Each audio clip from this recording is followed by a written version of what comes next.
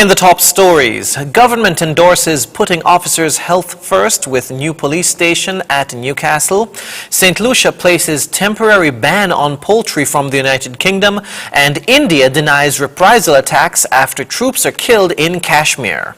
Hello and welcome to the ZIZ Midday Newscast. Today is Friday, the 4th of December 2020. I'm Jason Davis. Nationally, with the opening of a modern Newcastle police station and fire unit, the Nevis Island Administration and by extension the Team Unity Government of St. Kitts and Nevis have demonstrated their commitment to the health and safety of the men and women of the nation's security forces. That's according to Prime Minister Dr. the Honourable Timothy Harris when he delivered remarks at the opening of the modern Newcastle police station and fire unit on Nevis on Thursday.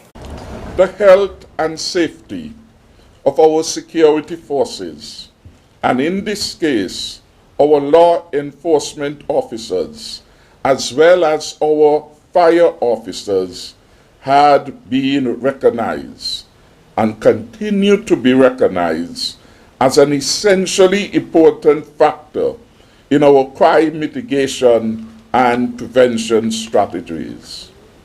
More so, as a basic human and workers' right. The need for a new structure became necessary when, in 2016, the government closed the Newcastle police station as it had been deemed to be in very poor condition and posed a serious health risk to the officers stationed there.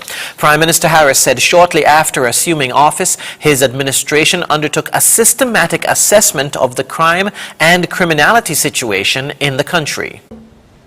As part of that assessment, we became aware of the deplorable conditions of the building that this edifice now replaces. But this was not unique. Similar situations were found at the stations in Old Road, in Sandy Point, and St. Paul's in St. Kitts. These conditions were not just deplorable, but had reached an embarrassingly dangerous level. The federal cabinet took the decision to close a number of these stations for health and the safety of all. As a result of the cooperation between the Nevis Island Administration and the federal government, the construction of the multi-million-dollar Newcastle police station and fire unit was realized. Thursday's opening ceremony was also attended by Deputy Governor General Her Honor Mrs. Hailita Liburd, Premier of Nevis the Honourable Mark Brantley, and other members of the Nevis Island Administration, as well as Commissioner of Police Hilroy Brandy, Fire Chief Everett Ogaro, and officers of the Royal St. Christopher and Nevis Police Force.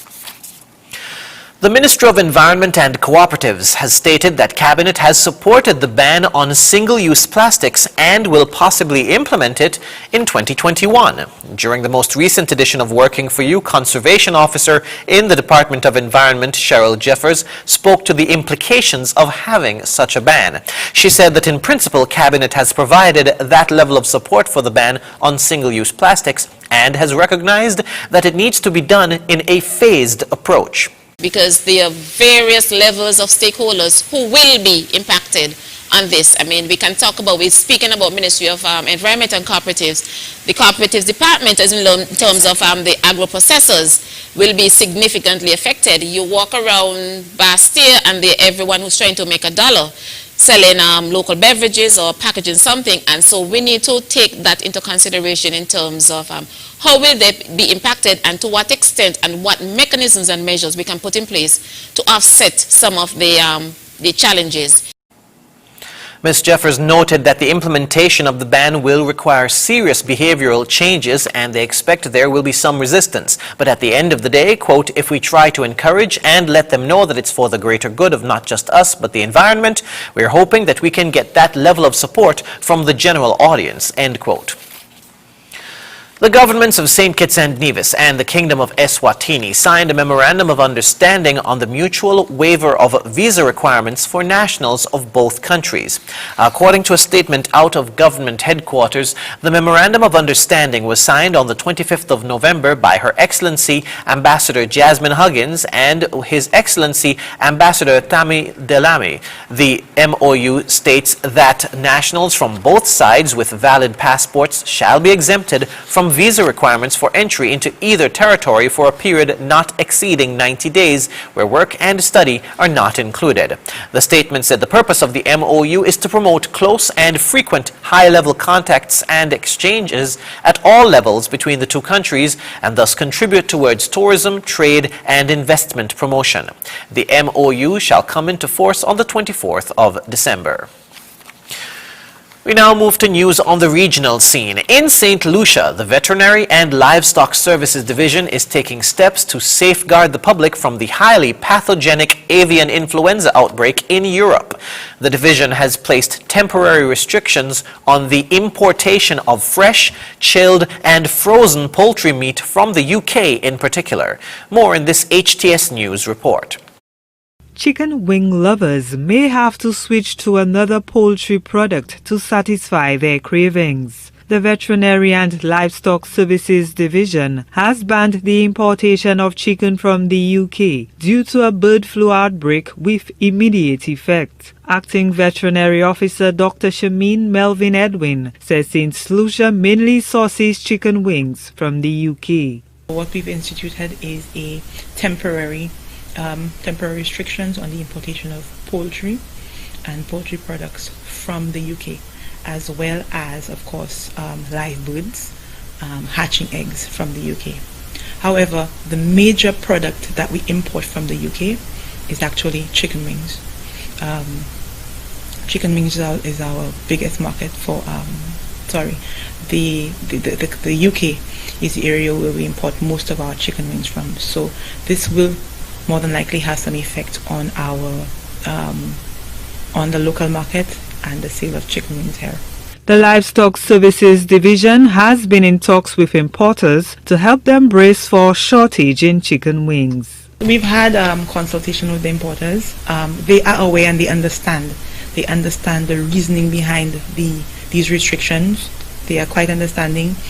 We've been working with them to help them more or less prepare for it, as well as begin to put things in place to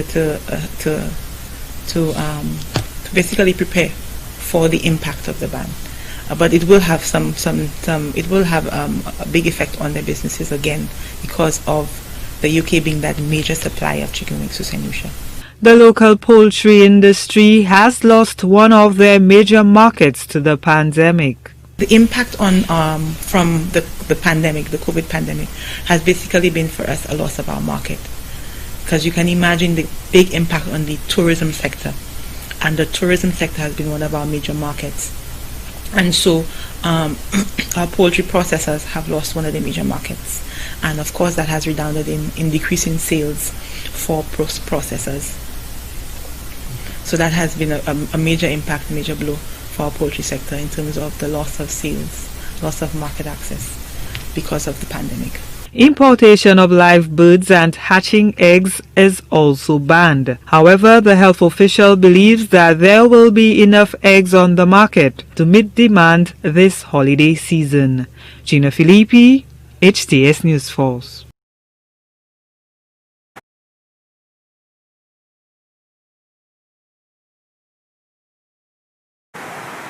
In Guyana, Minister of Health Dr. Frank Anthony has confirmed that elderly persons with 2 or more medical conditions and frontline workers within the healthcare system will be among some 24,000 Guyanese who will first be immunized in 2021 when a COVID-19 vaccine becomes available. Tamika Rodney of HGP TV News reports. Part of the existing agreement Guyana has with the COVAX facility, which is in the process of procuring a COVID-19 vaccine for the country, stipulates that the first set of vaccines will be able to serve 3% of the population. Previously, Minister of Health Dr. Frank Anthony had indicated that the 3% would comprise frontline workers in and outside of the healthcare system. He had stated that subsequent to the 3% supply of vaccines, Guyana is expected to receive an additional tranche which will vaccinate another 17% of the population, which will comprise persons living with cancer, diabetes, HIV, and other conditions that put them at a higher risk of becoming infected with COVID-19. Nonetheless, in Wednesday's COVID-19 update, the minister highlighted a change in the immunization plan, which now outlines that healthcare workers and high-risk persons will be the first to receive the vaccine. In our context, we are leaning more towards having the elderly and also persons who have comorbidities, because these are the persons more at risk. So yes, we have made some progress in terms of acquiring, because COVAX now is very clear. They have sent us some documentation which we are filling up and sending them back to them. It is not yet clear which of the vaccines Guyana will receive. However, some of the most popular ones like Pfizer, BioNTech, and Moderna are constantly being touted as the most effective. In fact, the United Kingdom has given emergency approval to the coronavirus vaccine developed by Pfizer, which will start to be administered next week. While Guyana awaits either of the two popular vaccines, systems are being put in place to ensure there's adequate storage and training for healthcare workers, which include looking at our vaccination sites and improving our cold storage, expanding that cold storage. In some cases, we have to add new storage rooms and things like that. We have also started acquiring the types of freezers that we'll need for the vaccines. So we have been in that process of procurement to get those freezers. And of course, we have to train healthcare staff to be able to administer the vaccine. The United States drug company's Moderna vaccine has shown a 94.5% effectiveness. This vaccine can be stored in a standard refrigerator with temperatures of 2 to 8 degrees Celsius and for 30 days. On the other hand, the Pfizer vaccine has shown a 90% protection against the virus and has to be stored at a very cold temperature of minus 70 to 80 degrees. The two vaccines are still seeking emergency approval in the United States. Though there are no firm estimated time of arrival for the storage equipment at this point, the ministry is inviting sealed bids for the construction of the upper floor cold storage vaccine bond at Kingston, Georgetown. Tamika Rodney reporting for the HGP Nightly News. Internationally, the Indian Army has denied reports of reprisal attacks after the deaths of 2 of its soldiers in Indian-administered Kashmir last week. But residents of one area outside Srinagar have told Al Jazeera details about an attack they say was carried out by security officials. Al Jazeera's Andrew Chappell reports. Days after an Indian Army patrol came under attack, and 2 soldiers inside this vehicle were shot, later dying in hospital, authorities are looking for those responsible. No group has claimed responsibility for the shooting on the outskirts of Srinagar in Indian-administered Kashmir. People here say they're living in fear. Special police and army soldiers have carried out raids in the past week, and those who live here say they've become victims to reprisal attacks. On the day of the attack, the soldiers questioned us. We told them we didn't know anything. A day later, around 1:30 a.m., the soldiers raided our neighborhood. All men were taken out of their homes and lined up at a neighborhood square. We were beaten badly. We were separated into 3 groups. Soldiers took turns beating us. At least 5 soldiers beating a single person with iron rods, batons, whatever they could find. We were even pushed on the ground and beaten. We're civilians. Why would we know anything about the attackers? They were soldiers and they should know how to deal with civilians. Al Jazeera has spoken to numerous people who say they've seen many beatings or have been attacked. Most have the bruises to prove it.